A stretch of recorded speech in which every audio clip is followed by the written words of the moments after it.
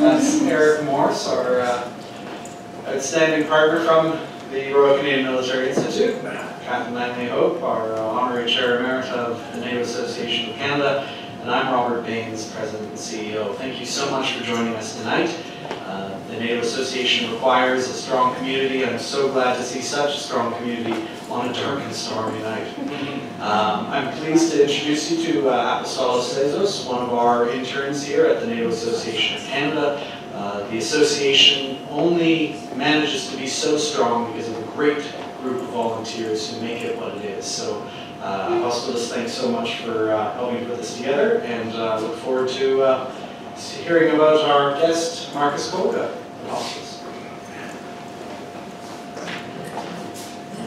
Thank you, Robert, and good evening to all of our attendees.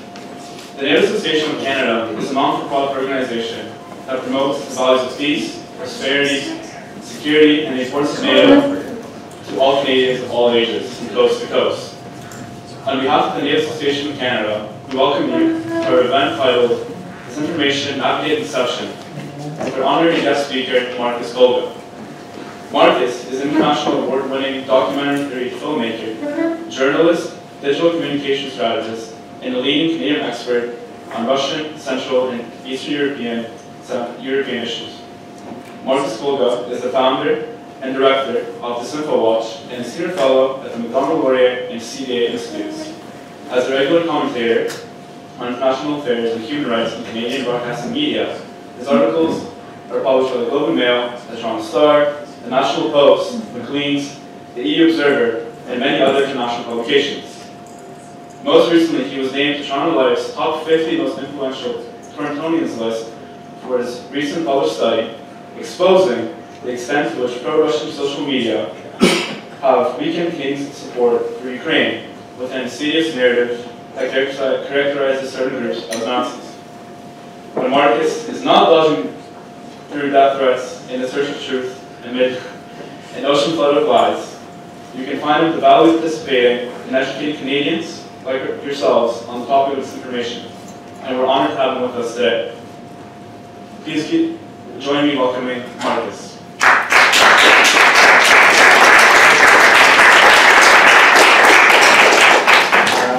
Thank you. That's a wonderful introduction, if not a little bit embarrassing.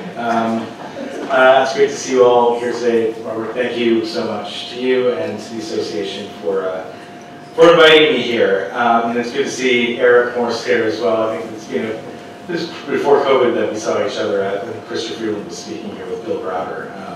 It's good to see you here and all of you. So I'm going to use the next 30 or so minutes to look primarily at Russia's information and influence operations over the past few years, with a focus on really on the past 21 months of the war.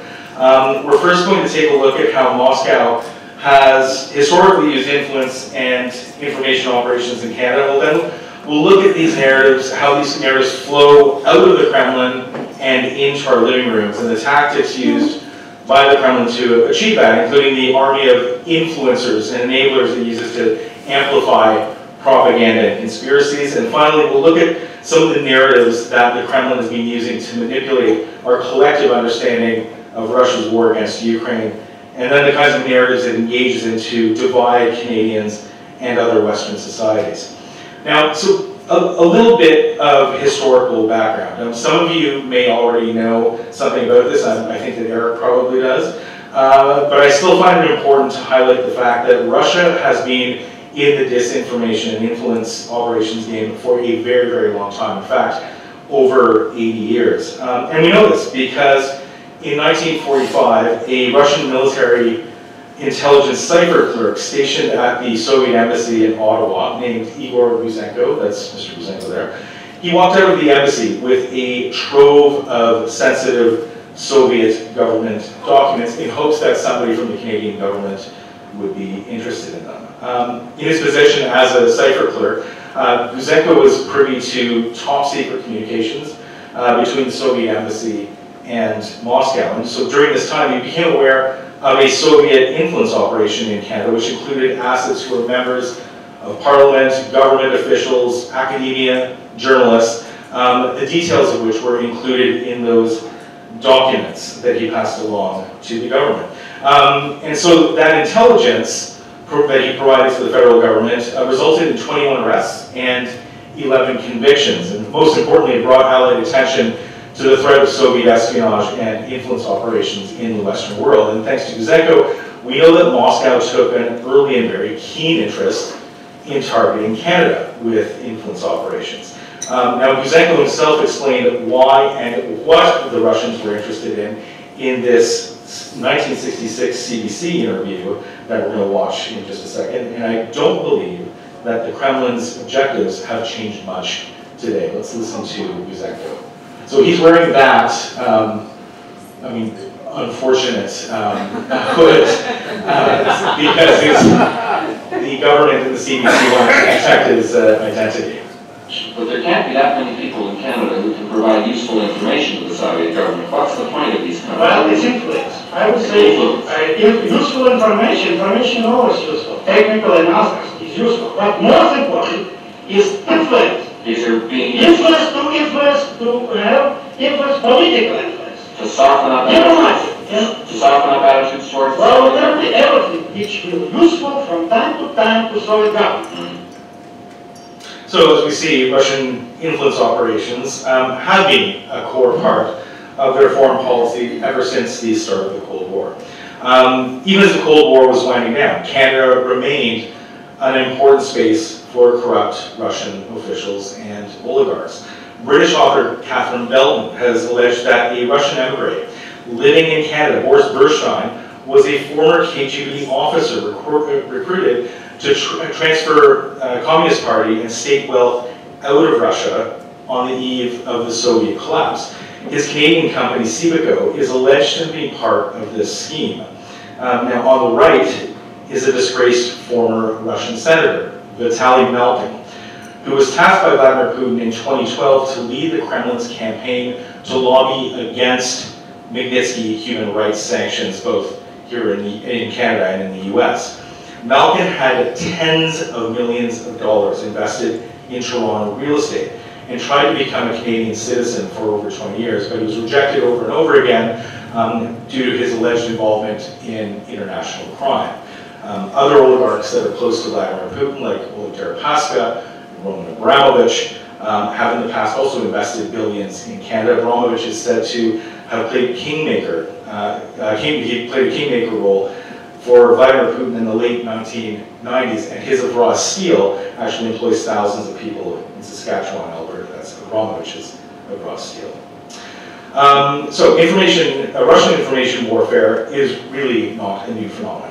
And one of the most successful Russian disinformation operations, Soviet-era disinformation operations that is, was known as Operation Infection. It was run by the KGB in the 1980s. The objective of Infection was to promote the false narrative that the United States had invented HIV and AIDS as part of a biological weapons research project at Fort Detrick in Maryland. They first planted this story in a friendly foreign media outlet, in this case an Indian newspaper owned by the KGB. Second, the story was then quoted in a Soviet medical journal, which was then quoted months later in Western media. The story continued to seep its way through the Western media environment until it arrived here in March of 1987 on CBS's Evening News with Dan Rathert. A Soviet military publication claims the virus that causes AIDS leaked from a U.S. Army laboratory conducting experiments in biological warfare. This is exactly the kind of outcome that Russian information operations seek to achieve. This is why Operation Infection narratives have been recycled time and time again. Today, this exact same narrative has been used to assign blame for COVID on the same US military lab, and most recently to spread fear about Allied use of biological weapons in Russia's war against Ukraine. Moscow has developed Russia's capabilities and tactics in the information domain for decades, and their objectives, both foreign and domestic, are very similar today as they have been over the past 80 years, with the big difference that today they have the advantage of technology. What once took months or even years to promote in terms of disinformation now just takes minutes, and it's working. This is also why the Kremlin spends nearly 3 billion Canadian dollars each year on information and influence operations, both at home and abroad. For domestic Russian audiences, the Kremlin seeks to control the entire domestic information environment through censorship and state control of media. They create alternative realities through which they can manipulate their own people through disinformation and psychological repression. This includes diaspora groups, including those right here in Canada. And now here's an example of a very typical broadcast by leading Russian broadcaster Vladimir Sologin. Here he's talking about the war against Ukraine, and listen very carefully to how he characterizes it, or read, as it were. Посмотрите, откройте глаза. Мы живем в эпоху последних дней. То, что сейчас происходит на Украине не останется. Идет священная война. Мы воюем за само право человеческого рода существовать в изначальном виде, как он был задуман и сотворен Творцом. А те глупцы, которые пытаются бороться, они борются не с нами, они с Господом борются. И в случае их победы, их конец один. Почему, когда я говорю, что или мы победим, или весь мир в труху, в этом есть иной смысл. Как может такое человечество богоборческое существовать? So, Ukraine is not at war with Russia, but is actually at war with God. These are the narratives that Russians are exposed to every day, and they have been exposed to these for the past 2 decades. Now imagine the impact that this has on the Russians' understanding about the world around them. Now, I'm going to focus in on the foreign aspect and objectives of these information and influence operations. Now, while they're similar, Chinese and Russian operations are somewhat different.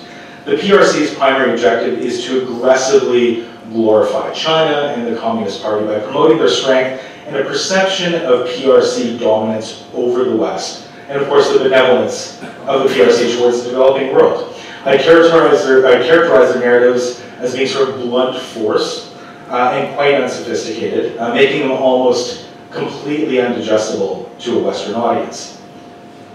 Platforms like the state-controlled Global Times is also used to attack the critics of Chinese government policies, as we saw during the 2021 federal election. The story here is being widely recognized as part of the PRC's efforts to influence the outcome of that election. And I'm proud to say that my organization, DisinfoWatch, was the first to detect and expose it. And of course, the PRC and its embassy in Ottawa seek to manipulate and control their diaspora communities through a mix of disinformation and intimidation. On the right is an image of a post targeting former Richmond-Stevson MP Kenny Chu on Russian state-controlled social media platform WeChat, which is widely used in the Chinese-speaking community. Russian information operations are far more sophisticated in terms of strategies and narratives and their impacts on Western societies. They use a mixture of state-controlled media and a constellation of proxy platforms and a network of influencers in the Western world, including here in Canada. Their narratives project pro-Kremlin and anti-Western narratives, and at the moment they usually focus on Ukraine with a goal of eroding Western support for Ukraine and unity amongst NATO's allies. They also aim to discredit the Ukrainian government, and in the Canadian context, the Ukrainian community, by spreading narratives that question its legitimacy, trustworthiness, and history, as we'll see a little bit later. Within Western societies, they aim to polarize us. They seek out the most divisive issues and inject disinformation and conspiracy theories to confuse us and exploit raw emotions to break down trust in our democratic institutions and eventually each other. KGB defector Yuri Bezmenov explains Moscow's objectives in this interview from the late or mid-1980s. But in reality, the main emphasis of the KGB is not in the area of intelligence at all. According to my opinion and opinion of many defectors of my caliber, only about 15% of time, money, and manpower is spent on espionage as such. The other 85% is a slow process, which we call either ideological subversion or active measures, активные мероприятия in the language of the KGB, or psychological warfare. What the basic elements is to change the perception of reality of every American to such an extent that despite of the abundance of information, no one is able to come to sensible conclusions in the interest of defending themselves, their families, their community, and their country. Sounds sort of familiar, doesn't it? So let's take a look at the anatomy of a Russian information operations from the narratives that are developed within the Kremlin and the channels that are used to broadcast and amplify them in Canada and the Western democratic world. The first step in narrative is narrative development, and this might happen inside the Russian presidential administration, the Ministry of Foreign Affairs, the SVR, or even the GRU. Those narratives are then passed along to Russian state media, who are ordered to transmit them domestically and abroad, and to Russian diplomats and embassies around the world. This is a tweet from the Russian Ministry of Foreign Affairs a few weeks ago about a rather sensitive issue here in Canada. These diplomats, if we can call them that, aggressively promote these narratives both publicly and privately. We also know that they pitch them directly to journalists and media outlets. Justin Ling, a Montreal-based journalist, wrote earlier this year about how a Russian propagandist in the Russian embassy in Ottawa, Kirill Kalinin, tried to pitch a story about Chrystia Freeland's grandfather and the newspaper that he worked for in Nazi-occupied Lviv. Ling rejected that story, as did many other Canadian journalists, but the Ottawa Citizen took the bait and has kept going at it for the past 5 years. These narratives are then pushed out to and published by a constellation of proxy sites that are pretty closely aligned with the Kremlin. This website on the right, Global Research, is a Montreal-based platform, and it's been identified by the US State Department as being a significant pillar within the global Russian disinformation ecosystem. From here, influencers on both, and this is important, on the far left and the far right, share these links in their own propaganda and on social media. Platforms will then republish those articles, laundering any connections these narratives might have to the Russian government by creating a veneer of independence. Now, this is one of the most important components within the Russian disinformation laundromat. The Canadian influencers and enablers who, through their amplification of these narratives, threaten to falsely legitimize them. In the most serious cases, these Kremlin-aligned influencers appear on Russian state media. They even travel to Russia, where they meet with Russian foreign ministry officials. Many of them regularly advocate for Ukraine to stop resisting and give up the territory that's been stolen by Russia. They also advocate aggressively for the breakup of NATO. Although these influencers operate primarily on the fringes of Canadian media, their social media posts receive significant engagement by conspiracy theorists and Canadians on both the far left and the far right of the political spectrum. The ultimate goal of the Russian embassy in Ottawa is for these influencers and proxies to be interviewed in Canadian national media, and when this happens, these pro-Kremlin influencers and proxies are unwittingly legitimized. An example here of the social media reach of articles written by Kremlin-aligned Canadian influencers. This RT article was published 1 week before the start of Russia's invasion by a University of Ottawa professor who was, for quite a time, a star RT columnist. A University of Ottawa professor, star What was RT his columnist. name, Marcus? I'd rather not say because I'll get into trouble, but he's not the only one. This article that we see here has been viewed by nearly 6.5 million Facebook users. 6.5. This is just one article out of thousands. Now, the ultimate goal of Russian propagandists is for their narratives to penetrate into established mainstream media, as we saw earlier with Operation Infection. That is the gold standard.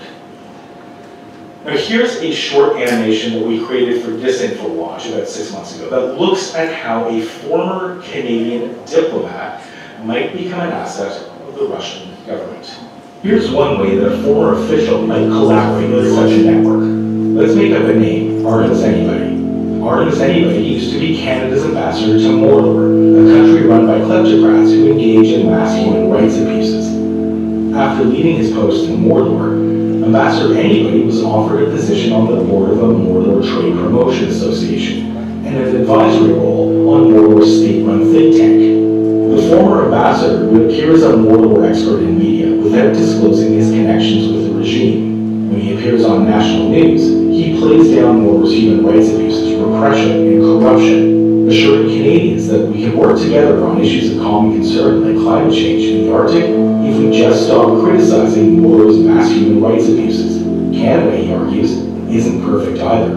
He accuses anyone who criticizes Mordor and its kleptocratic leaders of Mordorphobia in order to discredit them. Whether they're former diplomats, politicians, academics, or journalists, when people like Ambassador Anybody use their title to legitimize the disinformation and propaganda of foreign authoritarian regimes and collaborate in their influence operations, they threaten to manipulate public opinion and undermine the integrity of our democracy.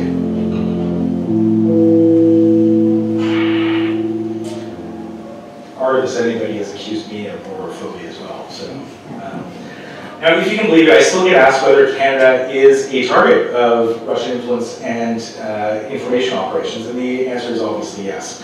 As Vladimir Putin's girlfriend and Russian state media executive Alina Kabaeva said just last year, quote, "Information is a weapon of war for Russia, which is as important as a Kalashnikov assault rifle." And we do find ourselves looking down that barrel.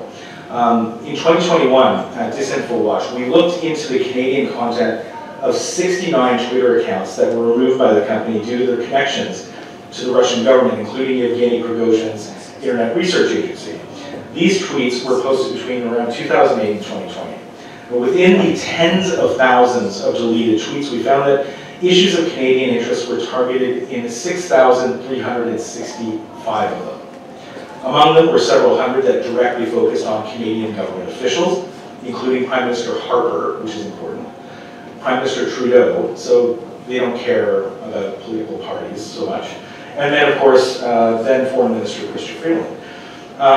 And so now let's take a look at a few of the examples of some of the leading narratives that they've been deploying over the past few months. Now, we'll all recall that the Kremlin's initial justification for its invasion of Ukraine was, of course, a 3-day special operation to denazify Ukraine. Now, there is absolutely no evidence that that President Zelensky and his government are in any way neo-Nazis. And unlike the German, French, Austrian, Italian, Hungarian, and Russian parliaments, among others, not a single far-right party has a seat in Ukraine's parliament. This is a tactical narrative that has its roots in the Cold War, where Central and Eastern European refugee communities, for example here in Canada, who fled Soviet colonial occupation and advocated for the freedom of their homelands, were targeted with this exact same label. It was recycled by Putin in the mid-2000s as part of the Kremlin's broader history-based disinformation operations when the Baltics and primarily Estonia were targeted. And here we see just a few of the hundreds of examples of how Deputy Prime Minister Chrystia Freeland has been targeted with anti-Ukrainian hate. Among the most sinister examples is this tweet on the left, which is a crudely manipulated picture of the Goebbels family with Adolf Hitler. This is being published by a Canadian far-left extremist who falsely identifies, and probably intentionally, Magda Goebbels, the wife of the Nazi propaganda minister, as Ms. Freeland's grandmother. It's being retweeted thousands of times, and because of that has been exposed to millions of Twitter users. So these Kremlin neo-Nazi conspiracies have metastasized into the Canadian information space. Human rights and legal experts like my friend Yona Diamond at the Raoul Wallenberg Center, a Norwegian judge and current chair of the UN's Independent International Commission of Inquiry on Ukraine, Eric Moos, have both argued that the Kremlin's anti-Ukrainian propaganda is an incitement of hate and genocide. This is a crime under international law. Yona Diamond makes two important points. First is that the Kremlin persistently engages in making, quote, accusations in a mirror. This is the framing of a targeted group, in this case Ukrainians, as an existential threat, which makes hate and violence against Ukrainians appear to be defensive and justifiable by the Russians. The second point Diamond makes is about how the Kremlin's accusations about Ukrainians and Nazism tactically fit into the accusation in narrative strategy. This narrative dehumanizes Ukrainians and provokes hate towards all Ukrainians, including those here in Canada. On the screen are just a few examples of some far-left platforms that have aligned with the Kremlin on this narrative. While these publications and authors have every right to believe what they're writing, that doesn't mean that they're immune from scrutiny. On the top left, this column that was published to delegitimize Black Ribbon Day claims that any Canadians who identify as victims of communism are, in fact, Nazi enemies of Canada. This would include almost all of the 4.5 million Canadians of Central and Eastern European heritage, including me, my wife, my parents, and my teenage children. The story below that suggests that standing with Ukraine poses a threat to all of humanity, and this is just a small sampling. Now, here are a few other examples of narratives used by the Kremlin to erode Western support for Ukraine.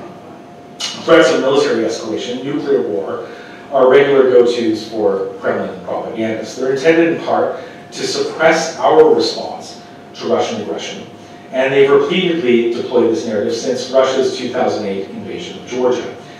The Putin regime continues to threaten us because it's worked in the past. No one wants nuclear war or a military confrontation with Russia, and this narrative exploits those fears in Western societies. In a survey that we conducted with Digital Public Square last year, we found that 45% of right-leaning Canadians actually believe that these threats are real and that we should stop supporting Ukraine to avoid a nuclear conflict. Accusations about NATO's neo-imperialist ambitions and its alleged secret conspiracy to surround Russia have been advanced by the Kremlin since NATO's founding treaty was signed. This narrative has become central in the Kremlin's information warfare over the past 21 months. During that time, Russia has accused NATO of being directly responsible for the war and has accused NATO's allies of seeking conflict with Russia. Opinions appearing on Canadian far-right platforms have aligned with this Russian government narrative. The story on the left, claiming that, quote, the West is hungry for war with Russia, was rather remarkably published by a Canadian platform on the first anniversary of Russia's invasion of Ukraine. Our survey with Digital Public Square revealed that 46% of Canadians who identify as right-leaning believe that NATO is actually responsible for the war. The Kremlin's information influence operations targeting domestic Canadian politics are similar in that they seek out and target emotionally charged issues with narratives that are designed to intensify polarization. This includes platforming and amplifying extremist voices. Having already observed in 2019 that Russian information operations were amplifying fears and conspiracies about general vaccinations at DisinfoWatch, we began monitoring the information environment during COVID for a similar campaign.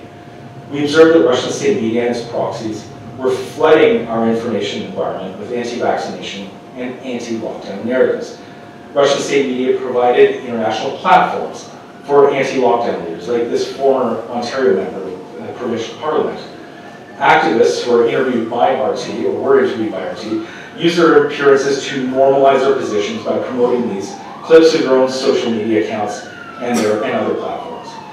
During the Ottawa trucker protests, RT even sent a correspondent to Ottawa who filed reports that were supportive of extremist elements within the protest. During one of those interviews, an extremist activist actually called for the removal of Canada's democratically elected government. Now, while we were tracking Canadian anti-lockdown groups in early 2022, we found that they also contributed to the spread of Russian narratives about the invasion of Ukraine.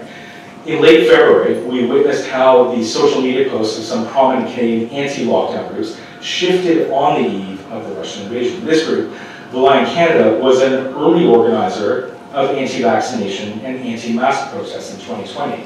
The posts on their Twitter account aggressively promoted the Ottawa truck rallies through January and February. But on February 24th, 2022, the account of this group, which had focused exclusively on lockdowns and freedom since 2020, suddenly took an interest in what was happening in Ukraine, not to support Ukrainian freedom, but to advance Russian-aligned views about it. On the right is a screenshot of a tweet posted by this Twitter account directly retweeting a Russian embassy in Canada statement about its denazification operation in Ukraine. Finally, I'd like to talk a little bit about how the Canadian Armed Forces and our officials have been targeted by Russian information operations in the context of our leadership of the NATO EFP in Latvia. In 2017, Canada's then Minister of Defense, Harjit Sajjan, was targeted with overt racism in a Kremlin-aligned Latvian-based platform, identifying him as a large, swarthy man in a turban to promote racist fear among Russian-speaking Latvians. Images of convicted serial rapist and murderer Russell Williams were used by that exact same platform to suggest that he was leading a gay Canadian army to homosexualize Latvia, if you can actually use that term. Again, to promote homophobic fears among Russians in Latvia. During COVID, Russia's military intelligence organization, the GRU, spun up a campaign dubbed Ghostwriter. The campaign was hybrid, combining cyber attacks with disinformation campaigns. In April 2020, the Ghostwriter group produced Disinformation in Latvia that falsely claimed that Canadian soldiers were responsible for introducing COVID-19 in Latvia. The article produced by the Russian hacker group included a fabricated quote attributed to the Canadian commander of the NATO EFP, which was later exposed and corrected by Latvia's defense minister, Artis Pabriks.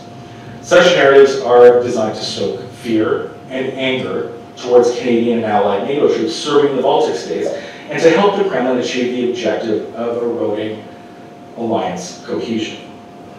But these efforts go the other way around too. Russian information operations targeting Canadians promote the false narrative that Latvians and their government, just like the Ukrainians, are neo-Nazis.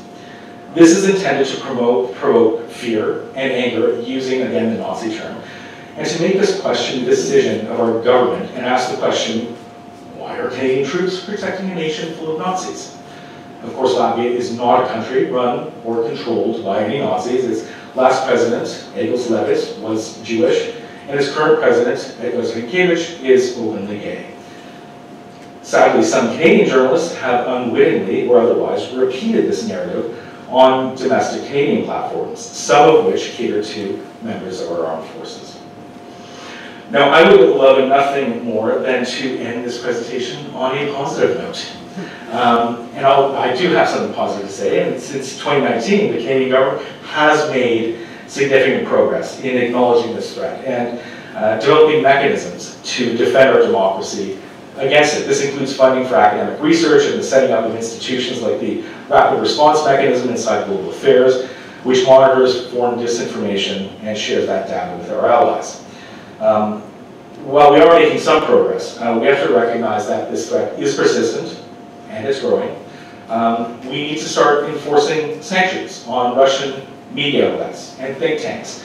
We need to hold morally corrupt Canadian influencers to account who continue to appear on those platforms and collaborate with Kremlin-controlled think tanks. We also need to block platforms like RT, Sputnik, Global Times, from both our airwaves, which we've done, but also the internet. Our European allies are doing this, we should do it too. Just as importantly, we need to ensure that our professional journalists, the editors that run our newsrooms, as well as our elected officials and their staff, are aware of what foreign authoritarian influence operations look like, so that they don't fall prey to them. Our armed forces need to have the capability and resources to fight Russian disinformation and cognitive warfare, both to defend our troops and to defend Canadian democracy. And we need to learn from our Finnish, Swedish, Taiwanese, Estonian, Latvian, Lithuanian allies who are developing long-term resilience against foreign information warfare by raising public awareness of their objectives and the tactics they use to achieve them. This means sustained education in school curriculums, ongoing stories in the media, and training of government officials and newsroom managers, editors, and producers. Finally, we need to take the information war back to Putin through facts and truth, and so that we can challenge his dominance of Russia's information space and put him on the defensive abroad. We can achieve this by supporting independent Russian journalists and civil society groups that are fighting for human rights, democracy, and against corruption. There is no silver bullet, unfortunately, that will protect us from foreign information warfare. But our commitment to defending our democracy in the long term must match the determination of our enemies to break it apart. And I'm not sure that we're there yet. So on that cheerful note, I look forward to your questions, and thank you again for inviting me here.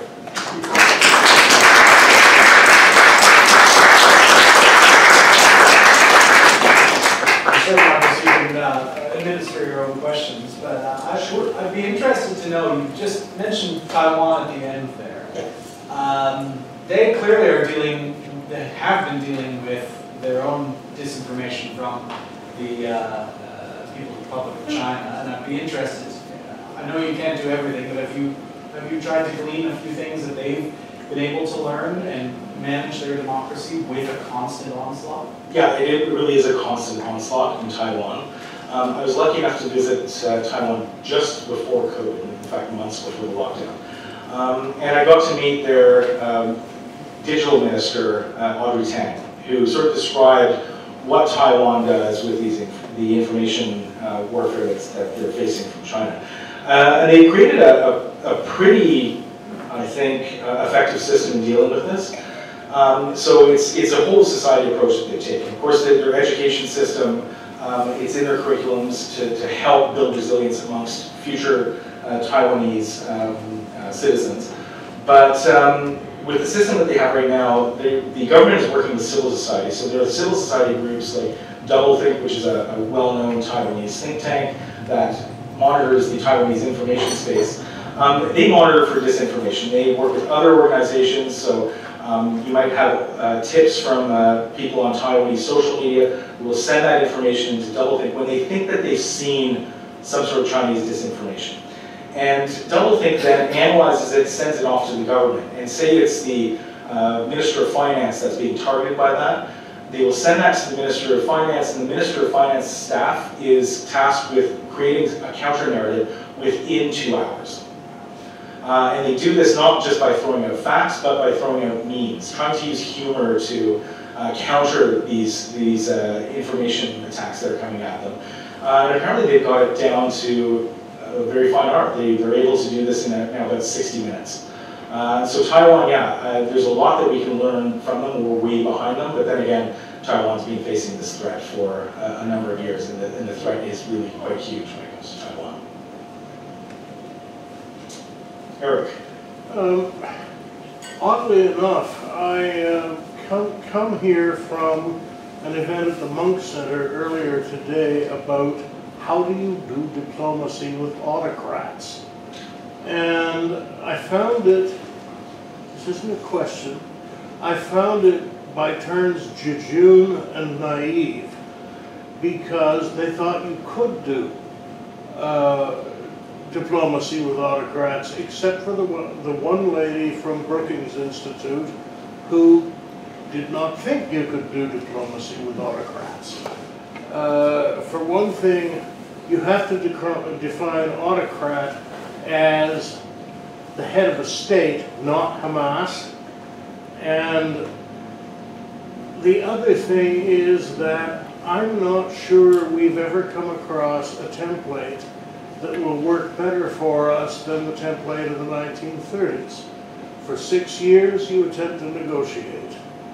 For 3 years, you rearm. For 3 years, you get the living daylights beaten out of you. And for 3 years, you win. But that last phase is never guaranteed.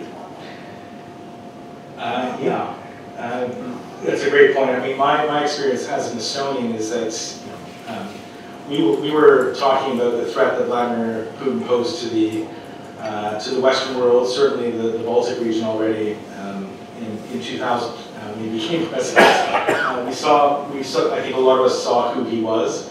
I think that unfortunately the Canadian government was quite naive at the time and believed throughout that first 10 years that we could work with Putin. That he was actually a Democrat, that he was fighting all of these challenges, the oligarchs that had that had basically taken over the government, but that wasn't true. And so, how do you deal with an autocrat like Vladimir Putin today? Well, I mean, I think you have to take him for what he is. I mean, he's a crook, he's a thief, he's an assassin, he's a murderer, he's wanted by the ICC. I mean, if you want to deal with him, you have to deal with him with that understanding that he will double-cross you. You cannot trust this man.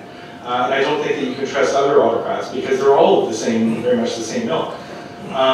We can keep talking to them, sure. Do we keep diplomatic channels open? Why not? But let's do it with that understanding of who exactly they are. And I should mention with regards to Russia, they have 80 diplomats in this country right now. 80. What are they doing? They're not processing visas. Are they running their agents in Montreal? Probably, not all 80, maybe 20 or 30 of them. But I think we need to look at that as well. I mean, if we're going to engage in diplomacy, we have to take a realistic look at what those Russian diplomats are doing right now, and what we need to be doing is sending a lot of them packing and send them home. Naivety is our greatest weakness. I agree. I'll follow that along with how do you tell the good guys from the bad guys when you're trying to follow the right things? Because all of the bad is wrapped up in a lot of absolutely bad truth. Yeah, that's a good point. A lot of these, especially if we're talking about domestic operators that are aligned with Russia, they do take a kernel of truth and then they wrap the disinformation narratives around it. It's a really good question. I mean, I know who they are because I've been tracking a lot of these individuals domestically for quite some time. There's a really good, I mean, if you're really interested in finding out who they are, there's a guy named Pekka Kaloniemi, who's a Finnish Twitter user. He has created a wonderful series called Vodnik Soup, in which he, Eric knows it, where he exposes these Kremlin trolls around the world, and he's got a number of Canadians that he's exposed on there as well. So that's one resource. I will tell you, and I don't think I've publicly announced it, so this is maybe the first time I have publicly mentioned it. With DisinfoWatch, over the past month or so, we're developing a tool that will allow Canadians to basically use a simple search form to find out how Russian state think tanks, state media, are handling Canadian issues. So you could put in the term, say, just Chrystia Freeland, and it would bring up all of the hits on Chrystia Freeland in Russian state media. Similarly, you could, if you have questions about someone who you heard, a Canadian academic who you heard was part of the Valdock Club, you could put their name in there too, and it would bring up all of their state affiliations. And so through that tool, you can hopefully, I'm hoping that journalists and newsrooms can help filter out some of these pro-Kremlin influencers. And what I would tell them is that if you're being pitched by someone, whether it's from the University of Ottawa, Carleton has a few of them too, you just use this tool. Just put their name in. Check it out. If it comes up that they're in the Valdock Club, if they're with the Russian Council on International Affairs, you probably want to avoid them. And you really want to avoid them if they're columnists for RT or appear on any of RT's programs right now, because a few of them still are doing that. Yeah. So to what extent do you think that the leaders of these countries, so for example, we are talking about China and Russia, like, to what extent do you think that the leaders of any countries who push out a lot of disinformation, do they believe it themselves? And I think of one example like during the post-Civil War, a big reason why China, opted to basically revamp and essentially bring to life their cyber capabilities was because of the lack of coercion or leverage that they had after the accidental bombing of the Chinese embassy in Kosovo by NATO. And so, at the time, a lot of the political and military elites in the countries really believed that, it was a purposeful attack and this is what they need to do, and, exploited the media and increased propaganda. But, do you think that, for example, Vladimir Putin actually believes that Canadians brought COVID to Latvia? Do you think that, to what extent do they like actually believe the lies that they tell? Well, I mean, I think with that example of the COVID example, I mean, it's possible that he believes it. I mean, I'm sure he doesn't know every single narrative that the GRU he's not tracking all of those narratives that they're producing, right? And so had he been stumbled onto Vesti.lv or Rebaltica or any of these pages at the time, apparently he doesn't read news and he doesn't use the internet. So it's unlikely that he'd be exposed to it anyway, but if he was exposed to it, he might believe it. I think he believes a lot of the stuff that he goes on about, especially about the Ukrainians. Alexander Dugin, who is a radical Russian fascist. I mean, he's informed a lot of Putin's views. So does he actually believe that Ukraine isn't a legitimate nation, that the language isn't real, the culture isn't real? I don't know. I sort of believe he does. No, he does.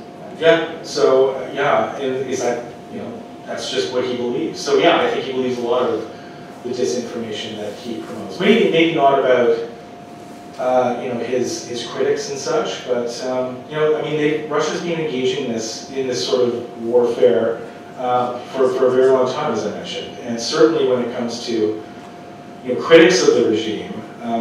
Václav Surkov was doing this already in the early 2000s. I had a very good friend, Boris Nemtsov, who was killed, who was assassinated. I mean, he was probably the most credible and most well-liked opposition leader in Russia before 2015. He was shot in front of the Kremlin. He was regularly identified by the regime as being a Nazi. I knew him. He wasn't a Nazi. His mother's Jewish. He's not a Nazi. But that's what they do. Anyone who's a critic is a Nazi. Because this goes back to, this is another lecture, it goes back into Russia's glorification of the Second World War and Joseph Stalin and such. And so as part of that, there's that using that myth, that's where that neo-Nazi sort of narrative plugs into. Yes. So, like, as you said, that you kind of like have an Estonian background or from Estonia. My parents came as refugees in 1944. Yeah, so you have kind of the understanding of the Estonian and Baltic kind of history with Russia. And this is kind of a two-pronged question. So Canada was largely, like, as you said, it's been going on for a very long time. We haven't been really doing much, clearly. So in terms of like properly addressing this, so how like can we learn from the history and the current events in the Baltics and in their kind of what they've built to kind of boost Canada and also integrate the diasporas or the immigrations to Canada of Ukrainians, Estonians, and Latvians, as well as others, to kind of boost our government, our understanding, and also hopefully prevent silly mistakes in terms of what's being said and what's being done to make sure we are presenting a unified narrative that is correct. That's an excellent question. So the first part of it, we haven't been doing anything. We haven't been doing anything because we haven't really acknowledged that it was a threat.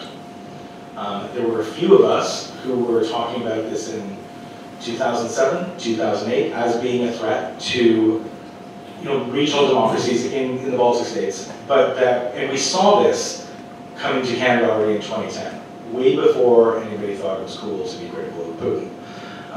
And we were all told that we were all, I mean, it was me that was saying this. I was a Russophobe. Of course, I was a hysterical Estonian because we had historical grievances, and it was basically shut up and sit down. Your concerns are not legitimate. And I think the Ukrainian community has had this happening for a long time. 2014, before that, I think the concerns of those diaspora groups have unfortunately been dismissed. 21 months ago, I mean, it turns out that we were right. And now, suddenly, maybe we should be listening to these people because of their historical experiences. And I think the Canadian government is actually doing that. I know that there have been a lot more bilateral visits to all three of the Baltic states. Certainly, our relations with Kiev have intensified since 2014, but really over the past 21 months. But there is a lot more that we can learn. And I get this from Canadian officials all the time. They ask, what can we learn from Tallinn and the Estonians? And it's, with the Estonians, there's this inherent questioning this, a bit of cynicism about any information that they received, because they spent 50 years under Soviet occupation. So Estonians were bombarded with disinformation every day, just like the Russians are today, domestically. And they got it all the time for 50 years. And so they have this natural sort of built-in radar against it. Canadians don't have it. We've had the luxury of living in peace that throughout that entire period. And so we haven't felt like we really needed it. But I think that we can learn from our Scandinavian friends, allies of the Baltics. And quite frankly, it's learning about how they're ensuring that future generations are resilient against disinformation, information warfare. We're not going to fix the current situation. We have large parts of our society that, I hate to say, are lost. You can't argue with someone who firmly believes that the earth is flat. You just can't. And so I think we have to accept the fact that there is that portion of our society that believes that. So we really need to focus on young Canadians and making sure that they understand and have those, the ability to critically assess the information that they're receiving. That's what we need to do, and that's what they're doing really well. I think, Finland has and I know that Finland is often brought up, it's almost a cliche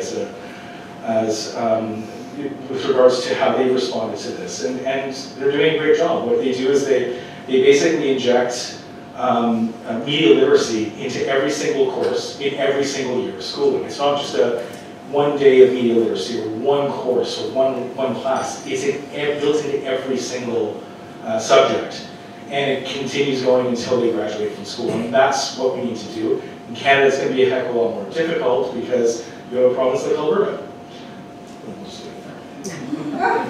Ontario is possible. I think it's entirely possible. Right here in the second row, and then the gentleman. Yeah. Thank you. Hi, thank you for your presentation today. My question is, how do you think that OSINT, or open source intelligence groups, and techniques are addressing these cyber-domain issues that you've described to us today? Yeah. Great. So OSINT is open source intelligence, for those of you who don't know. It's critically important, especially when we're talking about the war. Bellingcat and Elliot Higgins are superheroes in this realm. They've been able to expose so much, especially when it comes to Russian domestic assassinations. The Navalny poisoning. My friend Vladimir Karmorza, who, if you don't mind me bringing him up, he's been sentenced to 25 years in prison. Vladimir was a protege of Boris Nemtsov. I just saw his wife, who's a good friend of mine, Evgenia, in Washington 2 weeks ago, and she told me about his situation. Back 2 weeks ago, he had already been sitting for 40 days in a 5x10 concrete cell in Perm, in the north of Russia. He's allowed to go out for 1 hour a day to walk around. 1 hour, he's allowed to have a pencil or a piece of paper. The rest of those 14 hours, he sits in a concrete cell on a metal bench looking at a wall. He was just sentenced to an additional 15 weeks in solitary in that same condition. He's lost weight. So I just saw a photo. He looks sick. His wife is afraid that he will not make it much past the new year. And the Russians know this, and they're intentionally doing that. So Bellingcat, thankfully, their work, they exposed the fact that the GRU, it was the FSB, had sent assassins, the same assassins who targeted Navalny, the same ones that targeted Skripal. They also targeted Vladimir Karmorza. And so the work that they're doing is really important, and I think that in Canada we should be training more experts in OSINT, because that really is the future, in debunking a lot of this, the disinformation that Russia is producing, especially when we start moving to deepfakes. Yes, they actually track the very GRU unit that you were alluding to. That's right. I'm sorry, I didn't hear what we didn't hear what you said. Oh, that they were tracking this. They were tracking the same GRU unit. The Bellingcat was. So yeah, they do amazing work. Okay, gentlemen, going back to media, from all accounts that I've heard in Canada and the US, I don't know about Europe, but it seems like faith or trust and confidence in mainstream media is at the lowest level it's ever been. CNNs and CTVs. Mainstream media, they call it. Whatever you want to call it. So the general overall perception of mainstream media is in decline. And so it seems to me that it leads, that faith or lack of faith in mainstream media is pushing people towards alternative media, whether RT, whether it's Rebel News or whatever, Global Research was another one. Yeah. It seems to be that they are winning. In other words, our side is actually in decline, and alternative news and is on the rise. And so, in other words, the general population is looking at what you're saying and what the mainstream media is saying as the disinfo, and the other stuff is real. So, what do you say to that?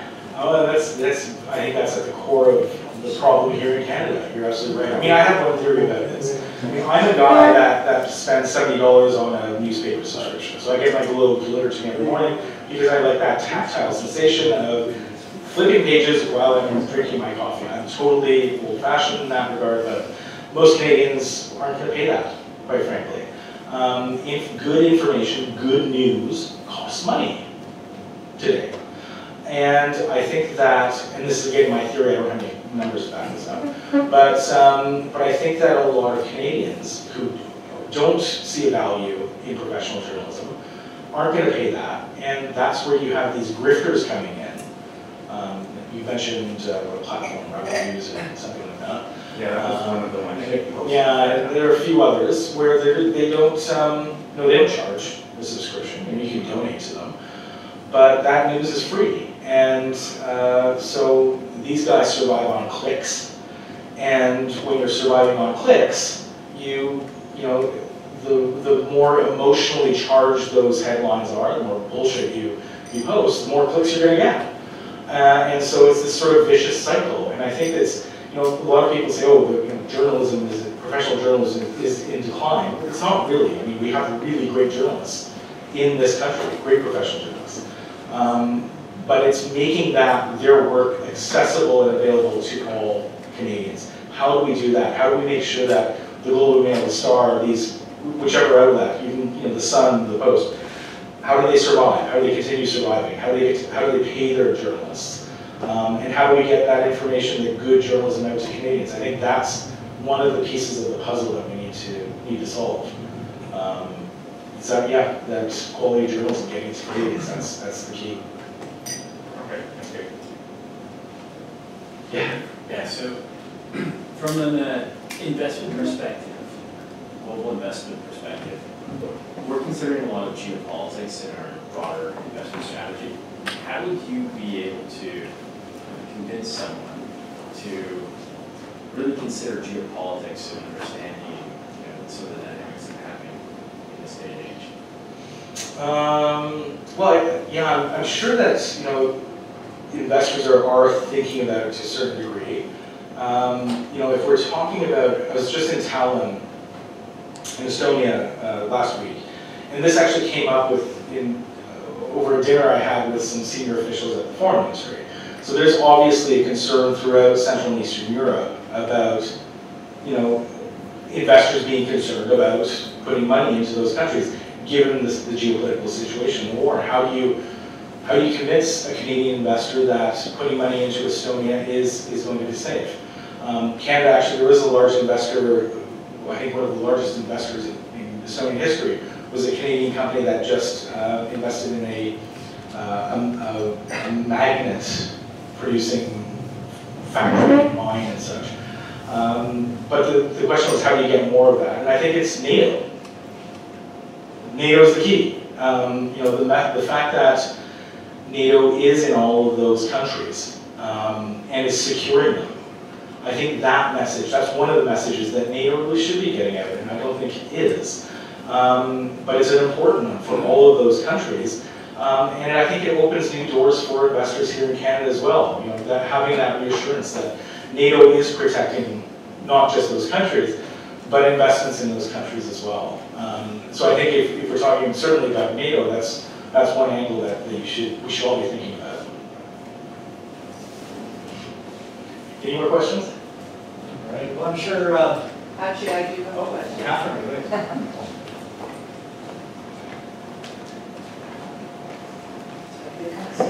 Yeah, sure. Please. Hello. So, I see a lot of unfamiliar faces. I see a lot of familiar faces. And I'd like to ask you, do you know about the Native Association of Canada? Do you know we're one of only 3 Native countries that gets no financial support for education from our government, and that's gone on through a few governments? And I'd like to ask you, if you haven't joined, why don't you join? Because if we want information with someone with experience here, and the information which I find wonderful, and a lot of it is new to me, join us. Join yourselves. Our country's at risk. We can't have good journalism. We can't have real good political dialogue. Our country is at risk. We have lived on the basis of NATO for 70 years. It's not perfect, right? But it's the first time in 400 years there hasn't been multiple warfare in Europe. But we need to look around the world. It's getting smaller and smaller. And we need to think of every person as important. But we also need to do exactly what you said, and that's to assist our young people. So we have wonderful interns. We're going to have a program for students to join, and even just supporters for $25 in Sport NATO. And once you're a supporter, that's permanent. And if you haven't joined NATO, why not? And that's a conversation we need to have too. So I'm really glad to see all of you here. I very much appreciate what you've had to say. And I have a multifaceted background with all sorts of information that may not show in being, green eyed, blonde, whatever. But really, all of us need to really, really think about why are we here, why are we having to ask these questions, and what do we want to do about it? So please, join us and encourage everyone else to join us. Thank you. Thank you, Catherine.